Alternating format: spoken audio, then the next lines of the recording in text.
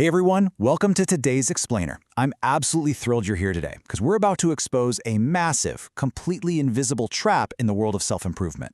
I mean, have you ever felt like you're working incredibly hard on yourself, but your life just looks exactly the same? You're reading the books, you're planning, you're constantly engaged in growth, yet nothing is actually growing. Well, you're definitely not alone. Today, we're going to break down the illusion of self-development and show you exactly how to stop spinning your wheels and start making some real, tangible progress. There's this profound truth that we just kind of ignore. Busyness is not achievement, and movement is not progress.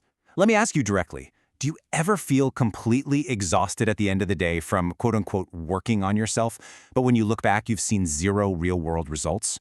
You didn't make that difficult phone call, you didn't actually start that project, you didn't make it to the gym. We somehow convince ourselves that just moving around is the exact same thing as moving forward. But spoiler alert, it's really not. To really wrap our heads around this, let's look at a case study. Meet Yusuf. So Yusuf is a young guy with a really big dream. He wants to start a YouTube channel, and he's highly motivated. He spends hours designing the absolute perfect logo. He brainstorms channel names for literally the 10th time, even buying domain names he is probably never going to use. He watches endless tutorials on the algorithm and how to succeed. He feels incredibly busy and productive. But here's the painful reality. Despite all this intense activity, he has exactly 0 videos recorded. None. So we really have to ask, what exactly is going on here? Why is Yusuf putting in so much energy, yet staying completely stagnant? Is he just lazy? Does he lack discipline? Actually, not at all. There's this invisible force holding Yusuf back, and it's a brilliant trick his own mind is playing on him. Okay, let's dive into this. The diagnosis for Yusuf's problem is a phenomenon known as the Decoy Effect. Now, in the context of self-development, this is a subconscious trap where you basically create an easier, fake task just to feel productive, while completely avoiding the pain of real change. Yusuf isn't lazy. He's just caught in a brilliantly disguised psychological trap. His brain knows that setting up a camera and actually filming a video is hard, and honestly pretty scary. So it gives him a decoy, designing a logo. It really feels like work, but when it comes down to it, it's just a way of hiding. Now, you might have actually heard of the decoy effect in economics or marketing. It's that classic trick where a coffee shop offers a third, slightly less attractive size just to make the large option look like a way better deal. It completely changes your perception of value without actually changing reality. But in self-development, the decoy doesn't come from some sneaky marketer. It comes from you. You become your own worst enemy. When you're faced with a hard task that has a high psychological cost, you just invent an easy alternative to occupy your time, and that completely warps your perception of your own productivity. And this brilliantly illustrates the 6 specific psychological traps we constantly fall into. First up, endless preparation.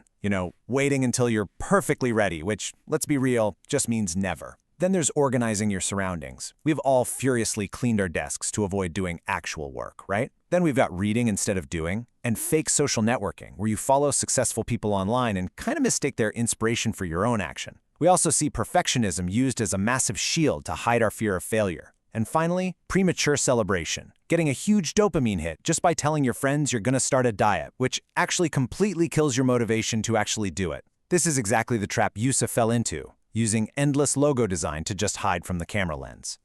But it's not just our brains acting in a vacuum. Our environment actually shapes this trap too. Our source material points out these fascinating cultural decoys found in the Arab world. Think about the social performance of studying. This is a student sitting at a desk for hours, not really absorbing anything, but just projecting an image of hard work to satisfy their parents. Or the endless loop of consuming empty motivational content, where watching someone else hustle somehow replaces your own hustle. And then there's this really interesting one, preventative humility. This is where young people purposefully downplay their efforts or just completely hide their ambitions. Why? To avoid criticism if they fail. It's basically a decoy of apathy, designed purely to protect them from the vulnerability of actually trying. So why on earth is our brain doing this to us? Well, meet the invisible villain of our story, our own neurobiology. When you face a genuinely hard, risky task, like Yusuf finally hitting record, your amygdala fires up like a blaring fire alarm. It triggers stress and warning signals because it senses the threat of failure or judgment. But on the exact opposite side, you have the nucleus accumbens, and this part of your brain essentially acts like a toddler craving a cheap, immediate sugar rush.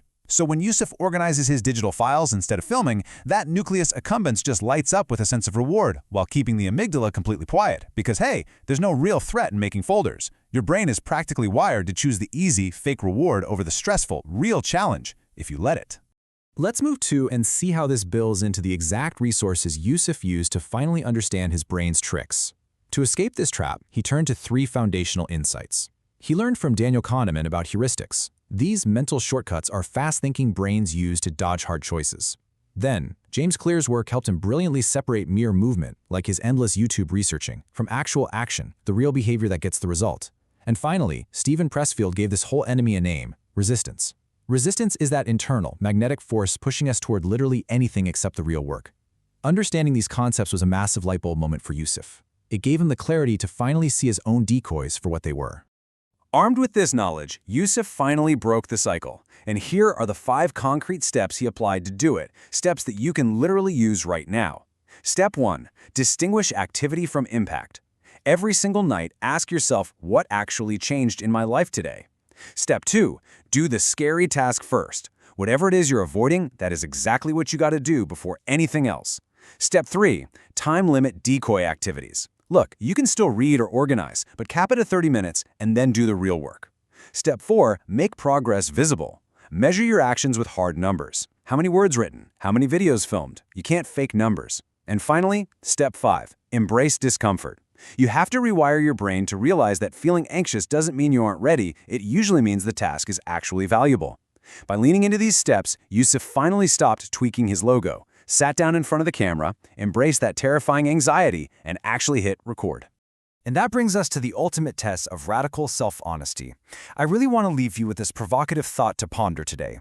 Look at your to-do list. Look at all those self-improvement tasks you're so incredibly busy with. Is what you are doing right now actually changing your life, or is it just a brilliantly disguised decoy helping you avoid changing it? When you can answer that question honestly, you break the spell. And honestly, that is where real progress begins.